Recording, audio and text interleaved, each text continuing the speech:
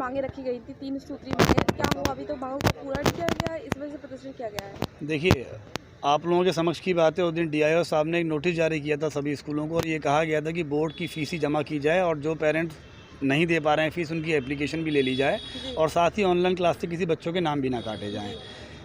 इसकी एप्लीकेशन की एक प्रति हमें भी दी गई थी। हम लोग बहुत खुश हुए थे कि प्रशासन जागा और एक अच्छा निर्णय लिया है। लेकिन जब हम लोग स्कूल पहुंचते हैं बोर्ड का फॉर्म भरने के लिए या एप्लीकेशन देने के लिए, तो कहा जाता है कि हमारे पास प्रशासन की तरफ से कोई सूचना नहीं आई है। हम लोग जब दोबारा वापस इनके पास आते हैं तो ये कहते हैं हमने नोटिस भेज दिया है। हम फिर स्कूल जाते हैं, फिर ये कहा जाता है कि हमारे पास कोई नोटिस नहीं आया। तो पेरेंट्स को क्या फुटबॉल बना रखा है प्रशासन और शिक्षा विभाग ने मिलकर? क्या शिक्षा संस्थान इन सरकारी स्कूलों से बड़े हो चुके हैं, सरकारी ऑफिसों से बड़े हो चुके हैं, जो ये लोग इनकी भी नहीं मान रहे हैं? तो ऐसे शिक्षा संस्थान के खिलाफ कड़ी कार्रवाई ये प्रशासन क्यों नहीं कर रहा है? आज हम लोग यहाँ प्रदर्शन और धरना इसलिए दे रहे हैं कि हम चाहते हैं कि आज उन स्कूलों के खिलाफ जो शासनादेश नहीं मान रहे हैं, कड़ी कार्रवाई करे प्रशासन।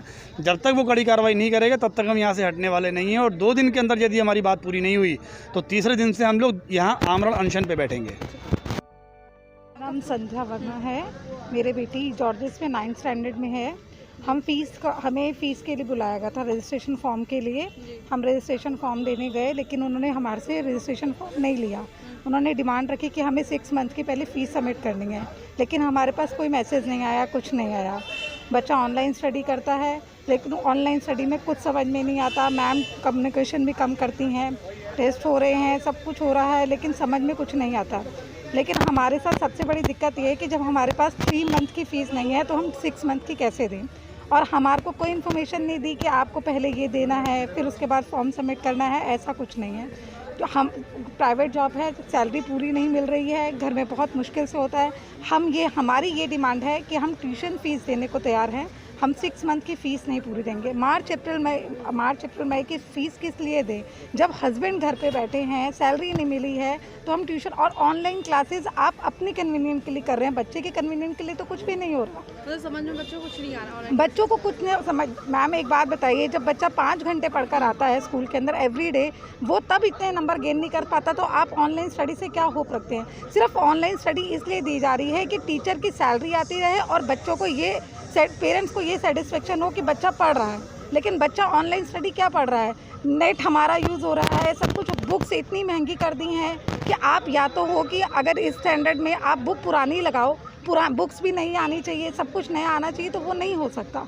पेरेंट्स के लिए बहुत मुश्किल है। एक बच्चा नहीं है, बच्चे भी 2-2 स्टडी कर रहे हैं और अगर हर स्कूल ये डिमांड करेगा तो बच्चों के लिए बड़ा मुश्किल हो जाएगा। हम कैसे करेंगे? हमने पिछली एप्लीकेशंस दी हैं, उसका कोई जवाब नहीं आया कि हमारे हक में तो कुछ भी नहीं हो रहा। ये सारे इतने पेरेंट्स आ रहे हैं, सब कुछ है, हमारे हक में कब होगा ये समझ। देखिए, ये जो संस्था है पापा, इसको मैं वंदन करता हूँ कि ऐसी महामारी में भी ये लोग आकर के और पूरे आगरा के लिए संघर्ष करें। तो लल्ला स्कूल वालों, हम तुमको सिर्फ इतना ही कहना चाहते हैं, हद तो सबकी बुरी होती है। क्यों पता है? क्योंकि जब तुम स्कूल बनाने के बारे में विचार करते हो ना और जो एक ट्रस्ट बनाते हो उसमें लिखते हो कि मैं सेवा करने के लिए, कोई भी बच्चा शिक्षा के अधिकार से रह न जाए, इस उद्देश्य से मैं विद्यालय खोल रहा हूँ। और ऐसी स्थिति में आप मदद करने की बात करते हैं, सेवा करने की बात करते हैं। ये अचानक यार शिक्षा में शोषण कहाँ से आ गया? अब तुम शोषण कर रहे हो। 20 साल में तुमने 50 साल में इतना भी नहीं कमाया कि 3-4 महीने की फीस माफ़ कर दो। हद मत करो। जनता अगर निकल आई तो 22 लाख लोग रहते हैं, तो लला 1% निकल आई तो 22,000 हो जाएंगे और बेटा ईंटों को भी ले जाएंगे, फिर सरकारी विद्यालय बचेंगे, तुम्हारा कुछ बचेगा नहीं। और अगर तुम लोग जल्दी नहीं सुधरे तो 17 तारीख को आंदोलन कोठी मीना बाजार में हम लोगों का टोरेंट को लेके हो रहा है और 18 तारीख से हम 13 की तैयारी कर देंगे। विद्यालय वालों, तुम तैयारी करो और हम भी पापा संस्था के पूरे समर्थन में साथ हैं। योगी जी, जिस तरह से प्रशासन भी नहीं सुन रहा, विद्यालय तो उत्पीड़न कर ही रहे हैं, लेकिन कहीं ना कहीं प्रशासन भी इन मांगों को नहीं मान रहा है।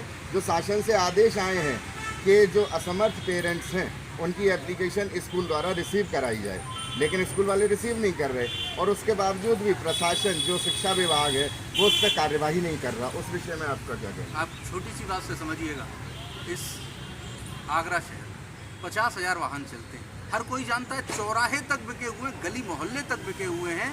एक रिक्शे वाले का शोषण 100 रुपये से लेकर 2000 रुपये तक कोई भी होमगार्ड से लेकर के कोई भी उच्च अधिकारी तक कर लेता है। ऐसे में 50,000 वाहनों से जब 100 रुपया लिए जाएंगे ना, तो 50 लाख रुपए की आमदनी समाज के उस कमजोर वर्ग से होती है जिसका कोई वजूद नहीं है। महीने पे 15 करोड़ और साल में 2 अरब रुपया तो उस वर्ग से ले लिए जाते हैं जिसे पूछने का अधिकार नहीं है कि भाई साहब क्यों रोक रहे हो। तो ये तो भैया बड़ी बड़ी बिल्डिंग वाले हैं, इनके तो पिया कोतवाल हैं, इन्हें डर काहे का। इसलिए जनता से आवाहन करिए, इनसे मुआवजा करिए। जनता जब निकलती है तो बड़े बड़े अधिकारियों 2-4 मिनटों में पलट देते हैं। कहीं ना कहीं लगता है कि विद्यालय प्रबंधन और शासन आप चिंता नहीं करिए, हम लोग संग हैं, इनको फूंक कर रख देंगे, चिंता नहीं।